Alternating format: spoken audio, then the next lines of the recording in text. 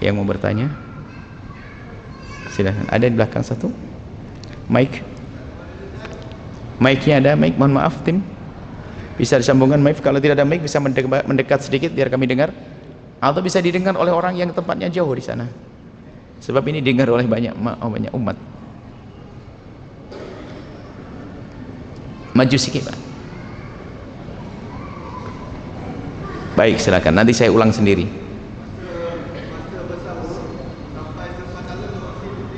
Sama masa?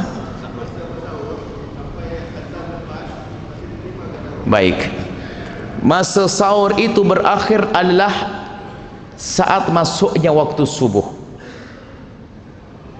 bukan azannya. Biarpun belum azan, kalau sudah masuk waktu subuh tak boleh kita makan lagi. Bukan ukuran azannya, nanti tukang azannya nakal, diundur setengah jam, kacau nanti. Jadi ukurannya waktu subuh terbit fajar shadiq. Baik azan ada atau tak ada azan, atau azan sebelum waktu kita masih tetap. Azan itu ada dua, azan sebelum subuh untuk membangunkan orang tahajud, kita boleh makan. Itu yang disebutkan tentang kisah Sayyidina Bilal. Azan sebelum subuh ada, azan pertama kita boleh makan, tapi azan kedua tak boleh karena sudah masuk waktu subuh. Maksudnya azan itu ya subuh, biarpun tidak ada azan. Jadi yang penting waktu subuh. Adapun selama ini yang Anda dengar bahwasanya kalau masih azan, kalau kamu mendengar azan kemudian kamu lagi makan, lanjutkan telan, itu adalah azan yang pertama, bukan azan yang kedua. Kalau azan yang kedua, azan subuh, sudah enggak boleh. Kalau Anda lanjutkan batal. Maka kalau Anda mendengar azan langsung Anda lepeh, Anda buang, Anda berkumur, selesai. Tak boleh. Memang ada selama ini ada pemahaman yang mulai dihembuskan adalah kalau masih azan lanjutkan makan. Itulah azan yang pertama, bukan azan subuh. Kalau azan subuh tak boleh lagi. Masyaallah. Kemudian ada lagi kebiasaan di masyarakat Indonesia Melayu adalah memberi jeda sedikit, namanya imsak. Waktu sesaat antara waktu sahur dengan azan supaya tidak terburu-buru. Jadi kita punya persiapan sikat gigi, bersih-bersih dan sebagainya. Coba bayangin, Anda tahu kerupuk kulit? Kerupuk kulit ya. Kalau Anda lagi makan kerupuk kulit kemudian dengar azan nggak sempat minum, keselak Anda. Racu itu. Makanya ada jeda biar Anda minum selesai. Jadi kalau azan sudah waktu subuh, bukan azannya. Yang dianggap waktu subuh Anda tidak boleh lagi makan. Baik, itu saja. Salam. Macam kita memasak masak. Jadi kita rasa. Baik. Jawabannya Anda bisa mengatakan.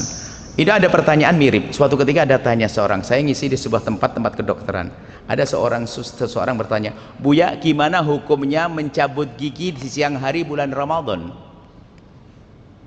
Kami jawab, ya sederhana. Boleh cabut gigi di siang hari bulan Ramadan, yang penting giginya jangan ditelan. Dengar Bapak yang soleh? Bapaknya ngadep ke sini dong. Sudah kelewat jawabannya. Jadi orang cabut gigi, Anda ke sini, tidak usah ke sana, sini. Nah, orang cabut gigi, ada orang bertanya nih, saya ulang lagi karena yang bersangkutan lagi noleh sama mic. Jadi ada orang bertanya, gimana hukum cabut gigi di siang hari bulan Ramadan? Kami jawab, cabut gigi di bulan Ramadan tidak membatalkan puasa asalkan gigi dan darahnya jangan ditelan. Sama sikat gigi di siang hari bulan Ramadan, gimana hukumnya? Tidak membatalkan puasa asalkan sikat giginya jangan ditelan. Cuman masalah makruh itu lain cerita. Saya bicara hal makruh, sebaiknya jangan, semuanya ada rasa jangan masukkan. Termasuk mencicipi. Anda mencicipi satu panci pun tidak batal puasa asalkan jangan ditelan. Biarpun sedikit satu ujung sendok, kalau Anda telan batal puasa Anda. Jadi mencicipi satu timba kuah masak tidak batal puasa asalkan jangan ditelan. Selesai. Nah, ini adiknya paham sudah ini. Jadi yang kemudian bedanya, kalau Anda orang biasa begini mencicipi makruh, Anda tukang masak tidak makruh, tapi tetap jangan ditelan. Jangan salah paham, wah ini enak jadi tukang masak nyicipi nggak apa-apa. Dari mana itu salah paham itu? Nyicipi di lidah saja, asin dirasip, setelah itu dibuang lagi. Seperti itu insyaallah ya. Ibu boleh nyicipi satu timba Pak, satu panci nyicipi kuah sop bakso boleh, asalkan jangan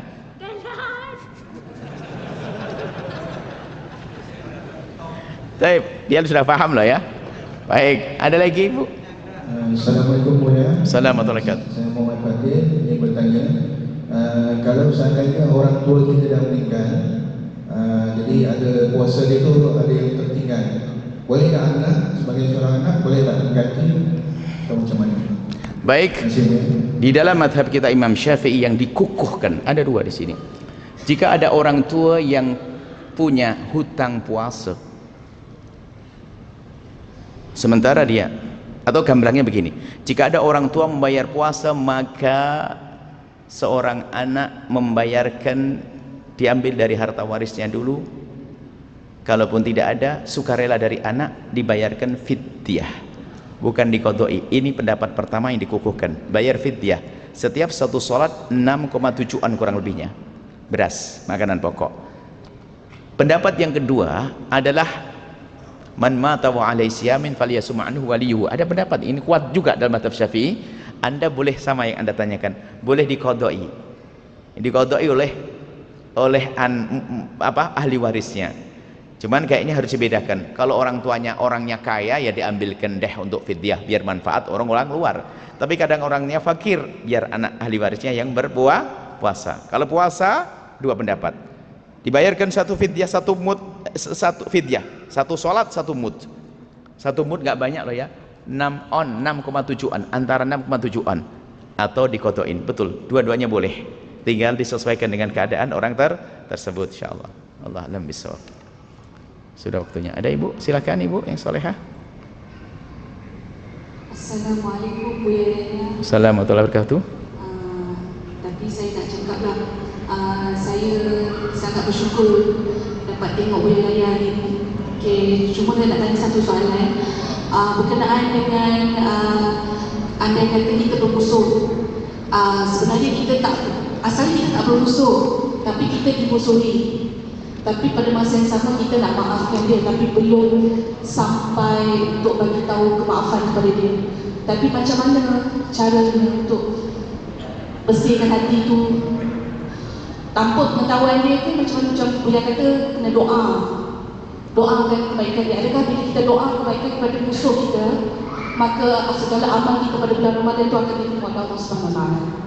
Terima kasih. Baik gini. Jadi untuk berdamai tidak harus Anda jumpa dengan orang yang bermusuh dengan Anda. Kadang kalau bermusuhan melihat wajah dia tambah marah kita, kan begitu, karena dia kurang ajar sekali, dia ngambil uang aku, kemudian menfitnah aku, menggunjingku, dan makanya jumpa dia mungkin aku tambah marah ke dia. Iya, maka berbuat baiknya tanpa harus ngasih tahu ke dia. Anda transfer ringgit kepada dia tanpa kasih tahu, 1.000 ringgit, 500 ringgit, atau Anda mendoakan tadi. Yang penting Anda lakukan itu. Allah Maha tahu. Adapun kalau kita kalau kita jumpa dia kita marah lagi, manusia kita. Tapi di saat kita marah tidak boleh kita berbuat jahat. Oh, aku lihat dia masih marah. Oh, tambah 1.000 ringgit kemarin, sekarang 1.500 ringgit. Pokoknya setiap Anda mulai marah, Anda perangi dengan kebaikan. Maka Anda jihadun nafas, memerangi hawa nafsu Anda, istimewa. Adapun Anda menyampaikan ke dia tak perlu, belum waktunya. Anda harus ngomong ke dia, apakah harus menyapa dia, bicara kepada dia. Ya kalau Anda mampu, Anda bisa. Sebab dalam hadis sebutkan wa khairuhuma, yang paling bagus di antara dua orang adalah alladzi yabda'u bis salam, yang memulai dengan damai. Kalau Anda mampu, kalau belum mampu, dia kurang ajar sekali dia. Dia jahat sekali dia. Anda kalau ketemu dia tambah marah lagi. Oke, jangan ketemu dia, tapi kirimkan kebaikan. Tidak usah Anda bercerita kepada siapapun. Yang penting Anda merangi, oh aku masih marah dengan dia. Oh ya Allah, semakin marah, tambah kirim doa, ya Allah semoga anaknya soleh-soleh, rizkinya banyak, panjang umur, rumahnya bagus, suaminya tambah cinta. Kadang doanya masih jelek mulaknya. Ya Allah, tidak apa-apa. Tidak apa-apa, Anda harus perangi karena jihad. Kalau Anda tidak mau mengambil langkah ini, khawatir hati Anda semakin busuk, Sebetulnya kebusukan hati bukan dengan dia saja, karena orang sudah biasa busuk hati maka gampang marah kepada yang lainnya, sehingga marah kepada anak, ngutuk anak, marah kepada suami, marah dengan saudara, gara-gara pernah busuk dengan orang lain, karena yang busuk adalah hatinya. Maka tapi kalau orang sudah bisa memaafkan orang yang berbuat salah kepada kita, begitu mudahnya kita maafkan dengan sanak kerabat kita. Itulah pentingnya membersihkan hati. Goodbye, selamat tinggal dengan benci, selamat tinggal dengan dendam, ganti dengan cinta. Itulah hidup kita. Cukup insyaallah. Terakhir barangkali. Assalamualaikum warahmatullahi wabarakatuh. Waalaikumsalam warahmatullahi wabarakatuh. Mengenai tentang musafir, orang yang bekerja atau kuliah di sini menetap 1 bulan, apa termasuk musafir? Baik. Musafir itu adalah orang yang berada di dalam perjalanan yang tujuan perjalanannya tidak boleh kurang dari 80 km. Anda orang KL mau pergi ke Terengganu, maka di dalam perjalanan Anda disebut sebagai orang musafir. Anda boleh makan di mana saja, tidak berpuasa. Maka selain musafir namanya orang mukim. Orang mukim tidak boleh berpuasa karena dia bukan musafir. Baru kita terangannya, siapakah orang mukim? Itu mungkin detailnya. Orang mukim tidak musafir lagi. Orang mukim adalah orang yang bepergian, semula bepergian. Orang yang niat tinggal di sebuah tempat lebih dari 4 hari utuh. 4 hari utuh. Misalnya saya ingin tinggal di KL 1 minggu, niat dari Indonesia saya mau tinggal di KL, di masjid apa namanya, Masjid Kampung Baru. Saya ingin duduk iktikaf di Masjid Kampung Baru selama 1 minggu. Sampai sini kami tak boleh berbuka puasa karena apa? Saya sudah mukim. Jadi kalau Anda ingin tinggal di sebuah tempat lebih dari 4 hari utuh, maka Anda menjadi mukim. Anda tidak boleh menjamak sholat, Anda tidak boleh mengqashar sholat, Anda tidak boleh berpuasa. Tapi Anda kalau kerjaannya pergi, contoh seumur hidup Anda, serem banget.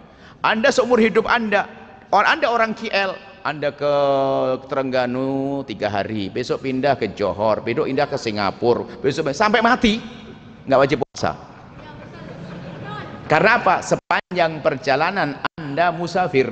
Sopir bus adalah musafir, dia tidak wajib puasa biarpun dia kerjaannya setiap hari dia bekerja. Karena apa? Musafir. Jadi asalkan tidak tinggal di sebuah tempat lebih dari 4 hari maka dia musafir. 1 bulan lebih dari 3 hari atau tidak? 1 bulan lebih dari 3 hari kan? Berarti Anda kalau 1 bulan di sebuah tempat Anda sudah mukim, Anda sudah wajib Jumatan, tidak boleh menjamak dan mengqashar, dan juga Anda tidak boleh meninggalkan puasa. Seperti itu insyaallah. Allah alam bisawab.